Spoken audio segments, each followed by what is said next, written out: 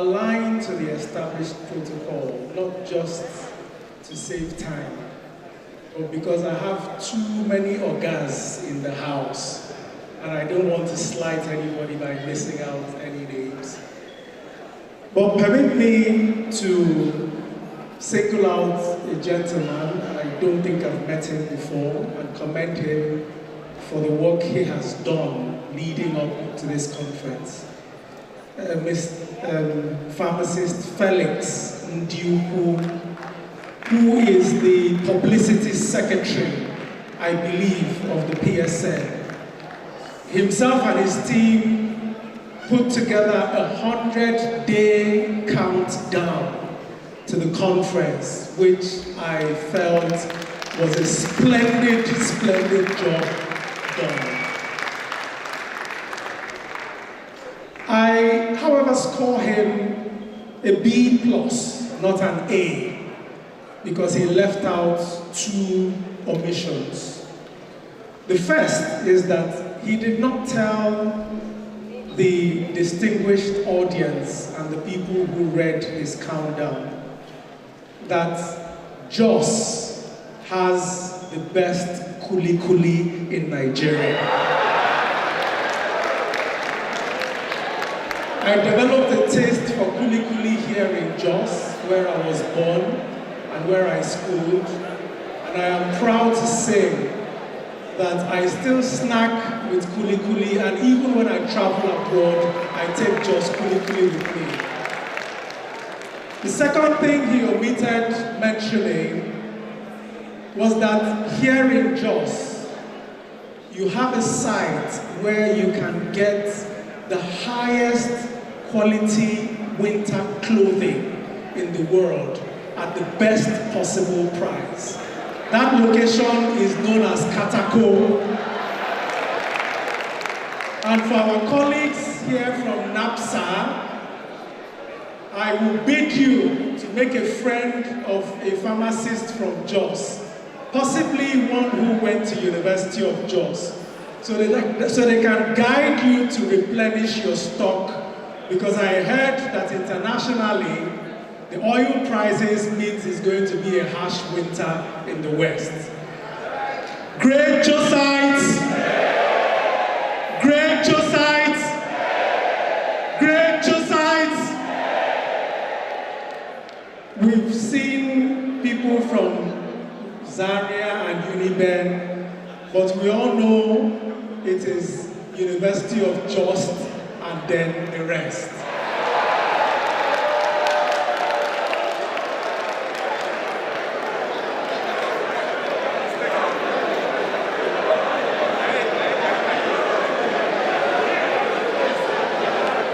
Now, to the business of the day. Medicine security in an unstable economy. I couldn't congratulate PSN more for choosing a more topical topic, a more important topic, a more comprehensive topic to guide the discussion of what ails us today. But I'm afraid the title of the keynote does not capture how dim the situation is. We're talking about an unstable environment, but the reality is that it is much worse. As I speak to you today, in Ghana, they have had a threefold drop of the CD against the dollar in less than 18 months. This is the same threefold drop that has taken us about 7 years to get to. In Sierra Leone, people are carrying placards and rioting because of the issues relating to living standards. We're not even talking about Russia and Ukraine or what is going on in places like Ethiopia. The instability does not only affect the economy, it affects all other spheres of life, and it is not limited to Nigeria. It is worldwide. However, the medicine security aspect that has been brought into the picture allows us to begin to articulate a solution that is commensurate to the problem. Now, we're all pharmacists, or mostly pharmacists in the room. Apart from medicine security, we're also talking about a threat to the profession. This particular graph was put up about 6 years ago, 5-6 years ago. And you can see there that on the upper right quadrant, alongside libraries and toll takers, the pharmacist has been identified as a profession that is at very high risk in terms of vulnerability for automation. And it gives you a picture of how much we need to do to reform and re-engineer how we approach our practice today. But the good news is that where you have the biggest challenges, you also have the biggest opportunities. And on the left-hand side of that screen, I give you the word, Japanese/Chinese word for crisis, Kiki. And it is a combination of two characters. One, the one on the right, is danger, and the one on the left is opportunity. Meaning that if we get our acts right, regardless of the challenges to our profession and the challenges that our lifestyle today connotes, we can come out stronger, bigger, and better. Next slide. And so, I'm going to take a very radical approach in my keynote today. I'm not going to list problems. I'm not going to take one of those keynotes that will tell you what you know. We already know what the challenges are with pharma manufacturing. We already know what the challenges are with the healthcare sector. We know what the challenges are with Nigeria. I will not insult your intelligence by doing that. What I will do is that I will adopt an academic approach to profile solutions, and then I will deconstruct the solution, give you evidence-based proposals as regards why it is the most important solution, and I will seek your approval for us to adopt a specific tool to implement the solution. So by the time we finish this keynote, it will not be a talk shop. You will have tools to begin to solve the problem. And so I'll tell you first about medicine security, talk a bit about what the pharma sector is, do just one slide on challenges for the few people here who are not pharmacists, and then I will launch into my thesis, which will include a case for prioritization, how nitrate fits in, and then I will present you the tool that I am proposing. And so, many people have talked about medicine security, and I am very privileged to be one of the world's most vibrant authors in medicine security. But I hate intellectual dishonesty, so I will not claim ownership of medicine security. Despite the fact that I was part of the team that articulated, advocated, and propagated medicine security, it was a concept I met when I joined PMG Man about 8 years ago. PMG Man is the umbrella body of the pharmaceutical manufacturers in Nigeria, about 150 local manufacturers. And they first conceptualized and pitched this concept of medicine security, which argues that unless we, in effect, control how we manufacture produce and distribute our medicines and allied products, we can never guarantee that our populations will have access to healthcare. And I give you evidence there. On the top left-hand side, you can see the publication in Business Day. That was by Dr. Obi Adigwe and myself in January 19th of 2018. And so, people think medicine security is only about medicines, but that's not true. That is one of the biggest fallacies. When we began to articulate it and deconstruct it, we found out that there was no sector that medicine security did not touch. Is it job creation? Is it economic development? Is it the agricultural sector? And so this slide just gives you a small inkling about the cascading effect of using medicine security to guide interventions. And as you can see, there is the GMP and backward integration, which Dr. Pocock mentioned when he talked about our API industry. There is the developing capacity, which the presenter of ProCode mentioned when they moved their factory from Malaysia to Nigeria. They had to train and build capacity of Nigerians. There is the revenue generation and conservation of forex. If you import 90%, like the rest of the continent does, you will use up more forex compared to us that produce 30 to 40% of our own medicines. And by the time we move it up to 70, we're conserving even more. And then there's the widening of relevant tax bases. Every local manufacturing firm pays a significant amount of tax. Company tax, education tax, so many other taxes. And so I can go on and on and on about the other strategic objectives, but the point is that medicine security is not only about medicines. So situating it as a healthcare or as a pharmaceutical intervention is the wrong thing to do. It is a healthcare and socio-economic intervention. And you can go on our website, or you go on our Twitter feed, or you go on our YouTube pages. We have spoken widely about all the sectors that medicine security touches. And so now we know a little bit about medicine security. Why don't we remind ourselves about the pharma sector in Nigeria?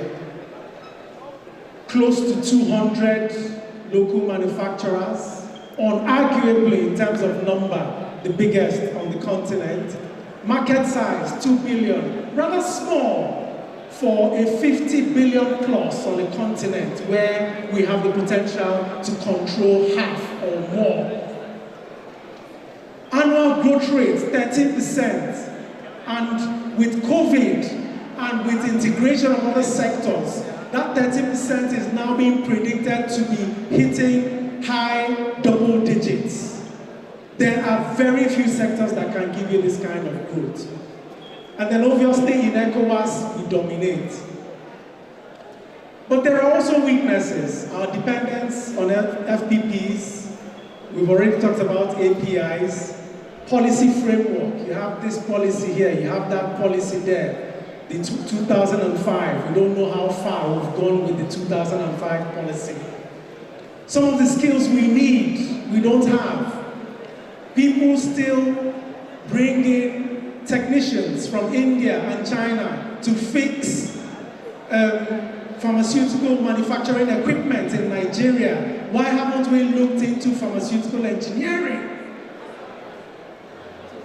But with AFCFTA coming up, people have recognized that we still have an advantage despite the weaknesses. And I did promise you I was going to give you one slide on challenges.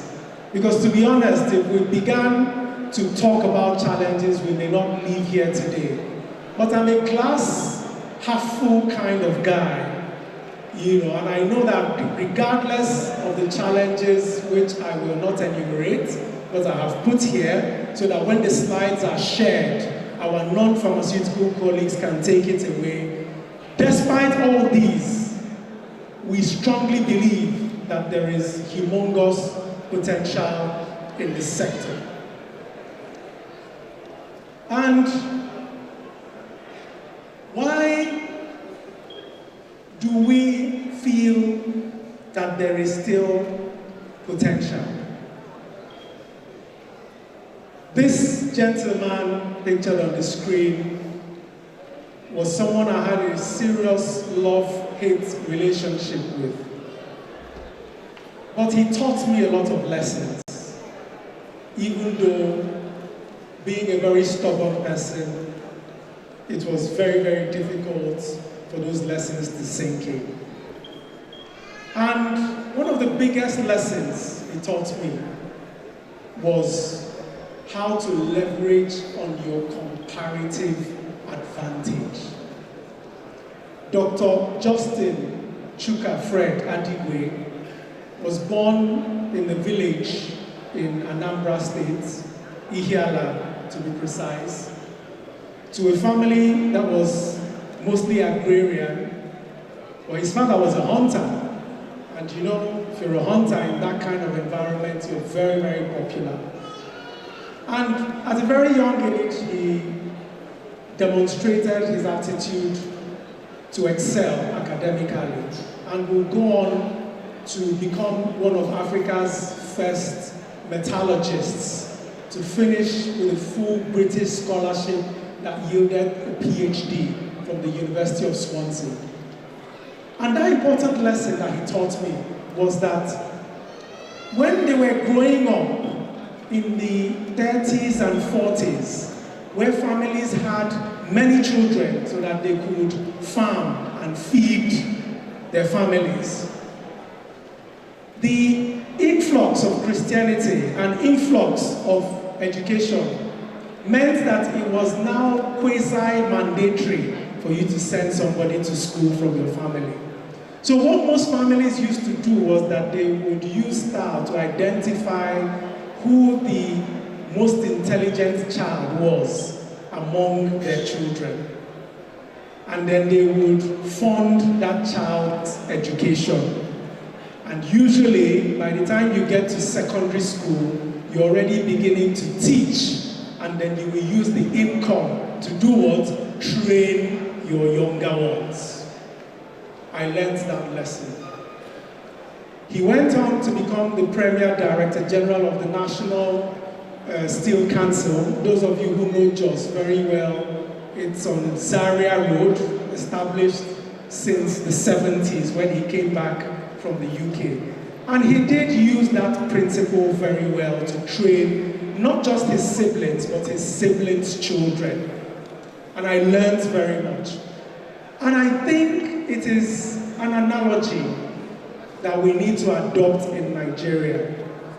And Your Excellency, Professor Theoden, this message is for you and for the other policymakers here.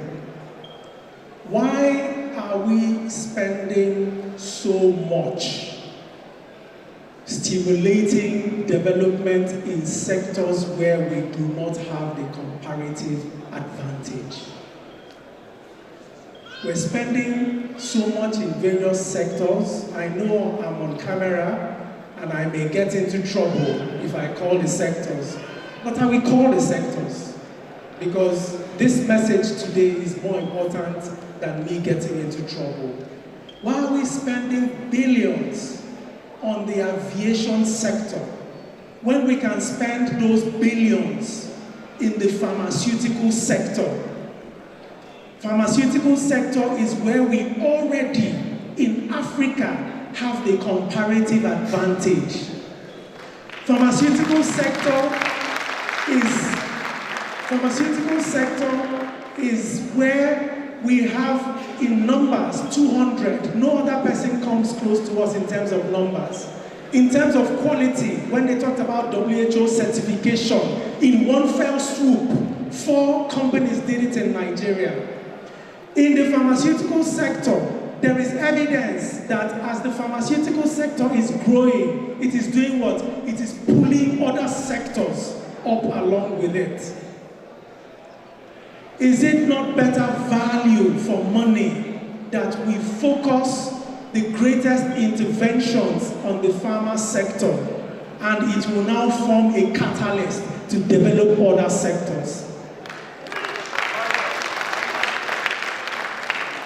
In my evidence-based submission, as most people who have a PhD here know, I will ask several research questions. The why, the how, the what, the when, the who, so that I can tell you with evidence, empirical, not anecdotal, that it is possible. And then I will end with the humble potato. So the why. Why pharma? I've already mentioned the number we have. I've already mentioned how we're good in achieving quality if we're prioritized. But Professor Osifo is not the president of local pharmaceutical manufacturers. He's the president of pharmacists. And I'm giving a keynote for pharmacists, not only for manufacturers. And so myself and my team had to dig deep to find a role and a roadmap and a place for everybody. And we identified that even the importers, such as my friend who, Mr. Wow, the gentleman who handed the mic over to me, even importers have a critical role to play. They have copyrights, they have sophisticated international connections, they have a comprehensive and integrated network of marketers. In the development of the sector, we must find a pathway that will bring them towards our own way of thinking by way of strategies such as contract manufacturing, tax breaks, and other friendly carrot regulations that will bring them round. So even the importers have a role to play. Talk about human resources. You heard Professor Osifo, the president, mentioned that we are exporting 5,000 pharmacists to countries who have better health care than us. We haven't told you about the number of professors we have in the pharmaceutical landscape. We haven't told you about the various experts we have. In Africa, nobody has the kind of human, we're not there yet, but in terms of Africa, nobody has the human resources that we have. And then the API, Dr. Pokop took it off my tongue. That backward integration, people are already making efforts. NIPRID has taken the lead, and we've secured a better part of $1 million from Afrexim Bank to say, let us develop our own API manufacturing and training capacity in Nigeria. Already happening. And then, all these things I've mentioned is on conventional medicine, so we haven't talked about the other side, where you have phytomedicines, of which, based on our topography, our soil conditions, our variegated climate, about 6, if you're counting from the north down to the sea, means that we have thousands of plants that have ethno-medicinal value that people come into Nigeria and make tons of money on, despite the fact that we have better plant varieties here and we have the capacity to develop them. And then, Oga, the AFCFTA. It is like a gift wrap to Nigeria. When I exited MG-Man 4 years ago as executive secretary, one company in PMG-Man, Drugfield, had innovated chlorhexidine for, what do you call this thing now? The navels of newborn children. It's an antiseptic gel to prevent infections. At that time, that company was exporting to over 10 countries in Africa. I spearheaded a move that took about close to 10 pharmaceutical companies to begin to break into Francophone West Africa. This was moves and initiatives at a time that AFCFTA did not exist and largely unbacked by government. Imagine now that you have an African continental free trade agreement that mandates you to buy from another African country rather than importing from outside Africa. Imagine the opportunity if we re-strategize for export. So I could go on and on and on, but these 6 points I mentioned will give you an insight as regards the why. The how, and my team and I debated this for a very long time, and we said it would be good to just pick out the 4 most critical and rank them in terms of priority. First is political will. Say anything you like about this administration. This administration has focused on enabling us to develop our own capacity by ourselves. Sometimes it has not been done very correctly. I'm a scientist and I will tell you the truth. Sometimes it hasn't been done correctly by the political stakeholders.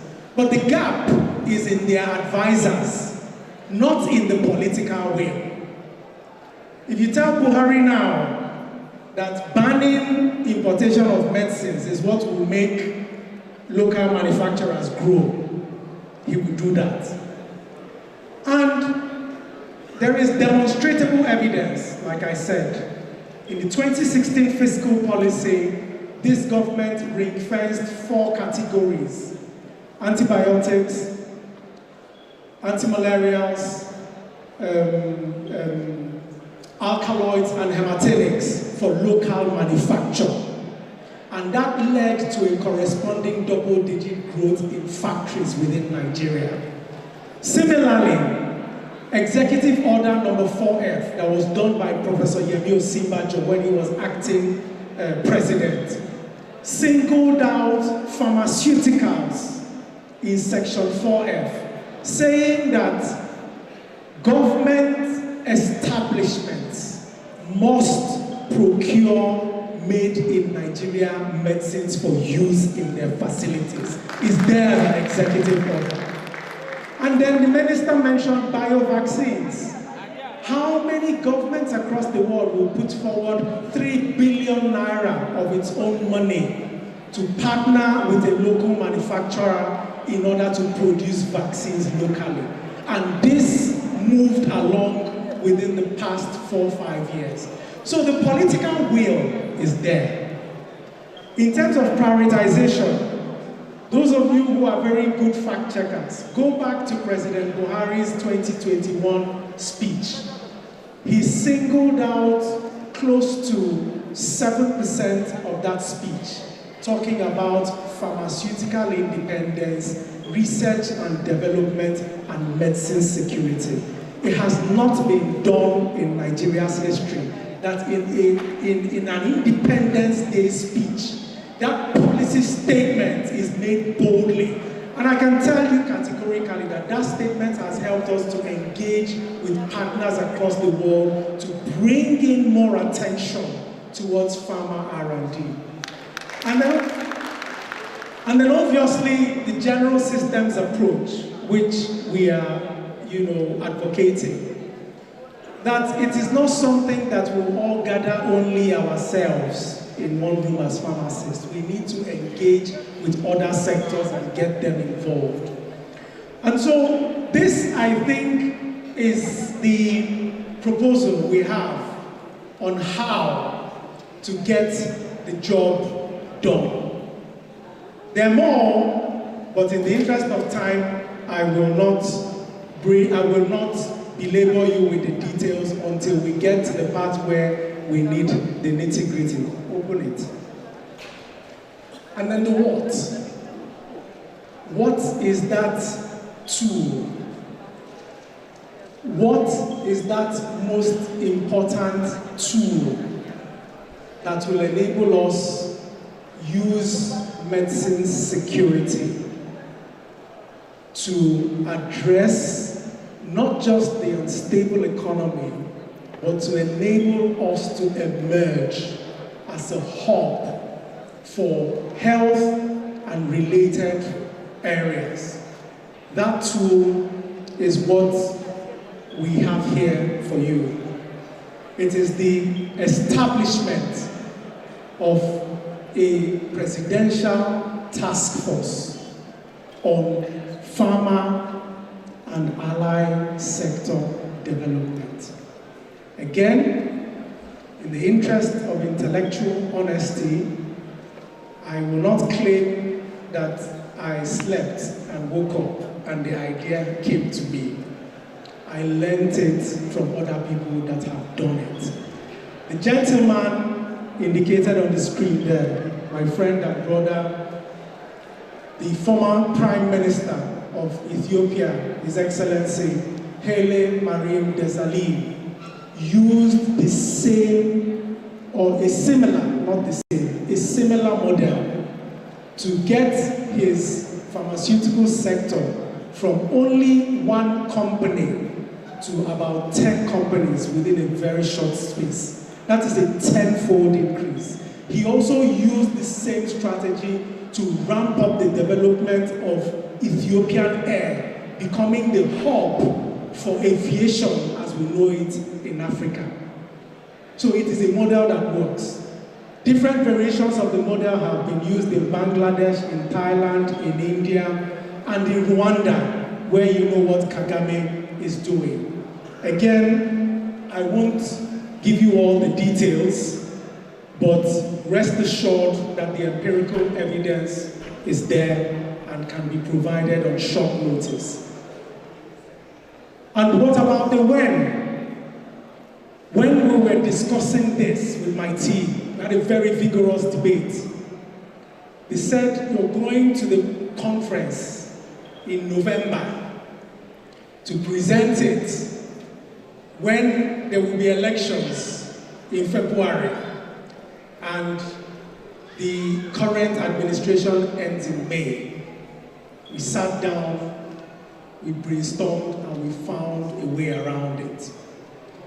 Our preliminary analysis actually suggests that if you have a strong and dedicated team that know what they're doing and are already bringing ideas to the table, 4 to 6 months is enough for you to articulate an interim plan for any serious government to follow.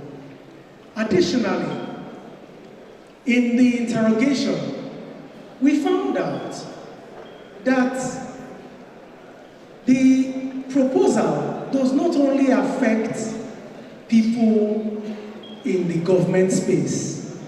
There are some very few areas where just by convening a meeting with the instruments of the PTF-PASD, people will begin to think differently to how they are currently doing things. For example, we already have about 12, 15 world-class injectable factories in Nigeria. And we also have somewhere between 2 and 5 manufacturers of syringes in Nigeria. Why are they not selling co-packaged products? What it means is that the guy who has injectables is helping to grow the market for syringes, and vice versa. Before you know it, in that singular component, you're experiencing significant growth. Another example, and I thank my fellow General Etatuvie of the NNMDA for stealing a little bit of my presentation this morning and bringing it to the fore. We have 160, 170 factories pharmaceutical manufacturing factories accredited by NAFDAC. What it means is that they already have passed the minimum threshold for GMP. Now, on the other hand, we have a strong and emerging phytomedicines subsector in the area of teas. And I know this because this example is very, very personal to me. I gained a very strong tea drinking habit when I was doing my master's and PhD in the UK. And on a good day, I drew 10 cups. And when I came back to Nigeria in 2012, 2013, the majority of the teas we used to drink were imported teas. And when we began to look into this sector, to say we have a wider variety of what is even available in these imported teas. And even in the analogs, things like moringa and hibiscus that are imported, we have even better quality raw materials here in Nigeria. What did we do? We began to strategically advocate and engage that phytomedicinal subsector. And I'm proud to tell you that from about 80-90% imported teas sold in Nigeria now, you now have about 40-50% with a very strong growing of Nigerian tea makers. What effect does it have? Job creation across the board, capacity building for people who work in the factories, revenue generations because they register their companies in order to get NAFDAC number and they pay taxes. And most importantly, and I can tell you this categorically, I enjoy, at least on a daily basis, a blend of moringa and hibiscus tea made in Nigeria in a factory in Kano. I won't call the name so they won't accuse me of collecting money from him to market his company here. But that tea is so good that if it is noon and I've not had my moringa and hibiscus, I become very edgy. And there is evidence, emerging evidence, to show that moringa may have an effect on blood sugar control. Hibiscus may have an effect on hypertension control. And both of them have a strong showing of antioxidants. So if you're wondering why I'm looking very handsome and elegant, it is thank you to moringa and hibiscus. The point I'm trying to make is that every pharmaceutical company that has been CGMP certified by NAFDAC, it will cost you 5 million, 10 million to put a tea bagging line in that factory. And by that singular action, you can get, is it moringa? Is available. Is it hibiscus? We're the world's greatest exporter. And there are other variants. I just mentioned two that I have a personal experience in. So this is a strong extra-governmental component. You don't need a change of administration to implement these sort of changes. So in the plan that we're thinking about in terms of timeline, even by that 6 months, which is a sweet spot, there are various sectors that the key stakeholders would have looked at to say, encourage the merging of these two, encourage better collaboration between these two. There is investment in this area, and already you are hitting the spot as regards improving access to healthcare and socio-economic indicators while becoming a hub for the African market. So 6 months is tight, but Your Excellency, it is doable with the right team. We've now come to the most controversial aspect, which is the team. And I will go down to talk about the chairman or proposed chairman. Most people here who know me know I have a very controversial character. And so let me begin by recusing myself from nomination. So, Professor Osifo, even if you nominate me, I will decline. Because I don't want people to say he gave the suggestion so that they will make him chairman. No, it is in national interest. However, Your Excellency, I have a very, very strong candidate that I'm going to recommend. The current president of the PSN is someone who I call an iceberg performer. Because you saw that clip, and by the way, you have to give me the number of the people who did that clip, because I'm going to borrow those guys from you. You saw that clip, Your Excellency. That is 1/10 of what Professor Osifo brings to the table. And you don't need any better evidence than the conference in which you are sitting in today. Yes, my people said there are two variables. One is Professor Osifo's leadership. The second variable is that it is Plateau State.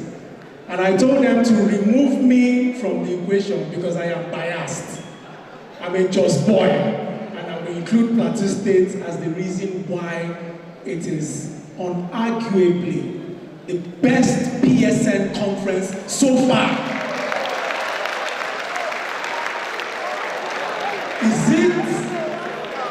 Is it in terms of organization?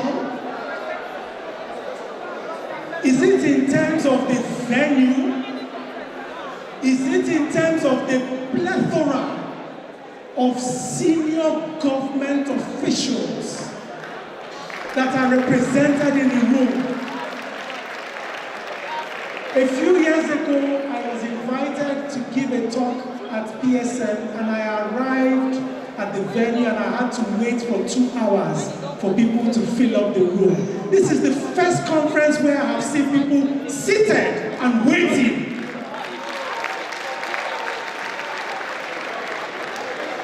Is it the flow? Is it the flow that was led by Professor Monica Hemben-Emunjese and her team that has made this thing going smoothly so far? Ladies and gentlemen, excellencies, I have no apologies in saying this because I unfortunately have to depart early to go to Abuja to defend my budget. But let me put it on record that I score this conference led by Professor Osifo 95%. I would have given him 100%, but if I did that, the University of Leeds may withdraw my PhD because I have to leave margin of error. I know Saifan Yatwei will give his own analysis later, but Saatwei, it is on record that this is the best PSN conference so far.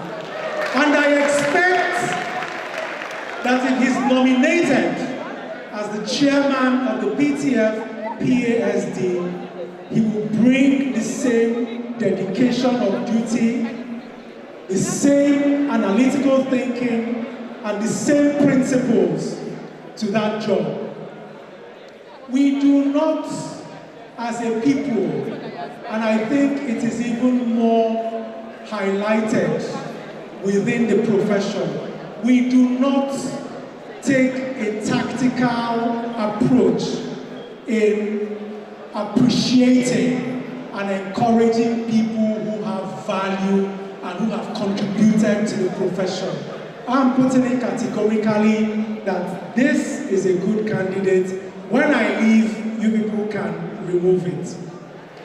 Your Excellency, I know that you know that the role of political sponsor is your role.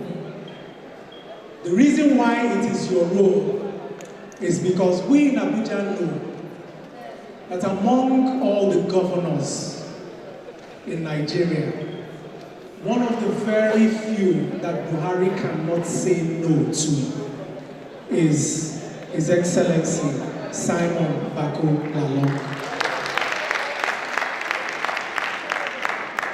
Your Excellency, tell him that Dr. Adigwe said that his successful midwifing of this particular PTF-PASD will be the biggest legacy he can leave in his political career. And I will tell you why. Plateau State is one of the richest in endowment.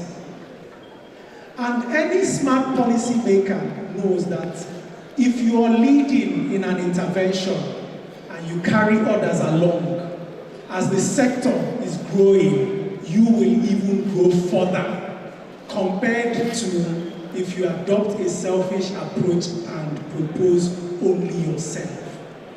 And then I have a secret weapon, which is the humble potato. And you will deliver that message for him. The other two that I indicated there at the top, multidisciplinary framework, and then the 6 suggested stakeholders, those ones speak for themselves. So I won't go too far.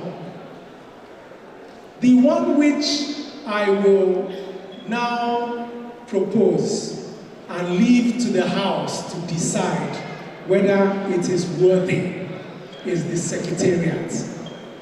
And in the next few slides, I will make a strong case. I might even include bribery in order to ensure that NIPRID emerges as the Secretariat of this committee. So since I have pitched NIPRID, it is natural for me to tell you a bit about NIPRID. That is my head office in Abuja, 5 stories of world-class laboratories, and I will show you evidence, peopled by close to 75 world-class scholars, and I will show you evidence as well. We were established about 35 years ago, basically to build the capacity among Nigerians so that we can use our skills, our knowledge, and our experience to develop solutions from products that are indigenous to us. So all this English you see on this slide, that is what basically it says about NIPRID. And in the past 35 years, a natural question will be, how well have you done? We've been identified as Center of Excellence by various world-class bodies.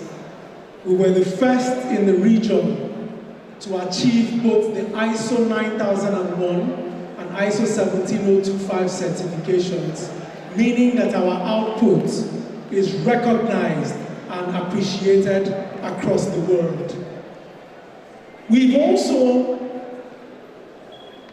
taken it upon ourselves to build both human capacity, infrastructure, and equipment capabilities that span the entire pharmaceutical and phytomedicinal development value chain. From herbariums, where we domesticate plants, that are foreign to Nigeria, to animal facility centers where we breed our own animals for pharmacology and toxicology, to our research clinic. We have a clinical trial going on now alongside our partners on fractional vaccines for COVID-19. It's a 2 billion naira clinical trial project and the first of its kind in Africa. We have a drug manufacturing unit where we pilot test a lot of the products that are developed both in-house and for other people. And many other things which you can identify on our website as well as on the various media I mentioned earlier on. But I think people will ask, you've been known for R&D, where are the products? It will gladden your heart to know that we currently have 5 products that have been listed by NAFDAC and are in current use in the market. 2 of them were developed for COVID-19. There are 22 others in the pipeline, and we have targeted various disease areas that are indigenous to us here in Africa. One that I will single out for mention is Premium, which, just like the work we did for the Madagascar COVID organics preparation, I'm sure Your Excellency would have heard that it was an African institute that did the first categorical analysis on the Madagascar COVID organics preparation. That African institute was NIPRID, and that result went viral across the world in English and in French. But additionally, we also developed Premium from Andrographis paniculata. Unfortunately, because we didn't get the kind of funding support that we ought to have gotten to push that product out, our colleagues in Thailand beat us to the punch in making a worldwide announcement on that particular product. Other areas where we have also taken the lead is in contextual processing protocols, where we identify plants indigenous to various states of the Federation and develop protocols that use local people in processing it into world-class products.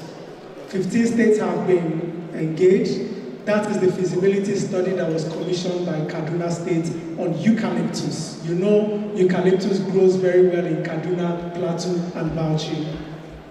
Internationalization. We said, why serve only Nigeria when our capacity is Africa-wide? On the left-hand side is the tweet of a training we designed for colleagues from Burkina Faso, and is being picked up by ECOWAS for mainstreaming. And on the right-hand side is our engagement with the South African government, who, based on our competencies, are sending a team of close to 20 practitioners to come and train in NIPRID. Diversification, and I think this is the most important slide.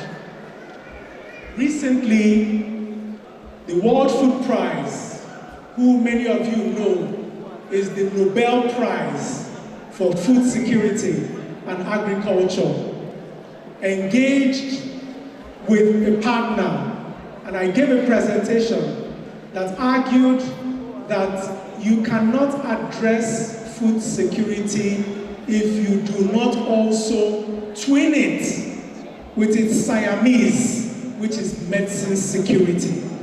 And I gave them the value chain from the humble cassava all the way to pharmaceutical grade starch. And I gave more than 20 examples of output for cosmetics, for food, for other sectors. And they said, Dr. Adigwe, indeed you've made a great case. And based on that, I have now been appointed the chairman of the Advocacy and Engagement Committee. And I think it is critical that in line with this sort of intervention, we must take bold steps to begin to dominate, not not just other sectors, but other entities and other settings within Africa. Not because we're power drunk, but because within the settings, we are indeed the most capacitated to do so. Appreciate our keynote speaker at the 95th Annual National Conference of the Pharmaceutical Society of Nigeria, Dr. Obi Adigwe. A round of applause, standing ovation for the Director General of NIPRIT for his charge and his work to all pharmacists and to His Excellency, the Executive Governor of Plateau State. A round of applause, please, for our keynote. An awesome submission, which will go down in the annals of pharmacy.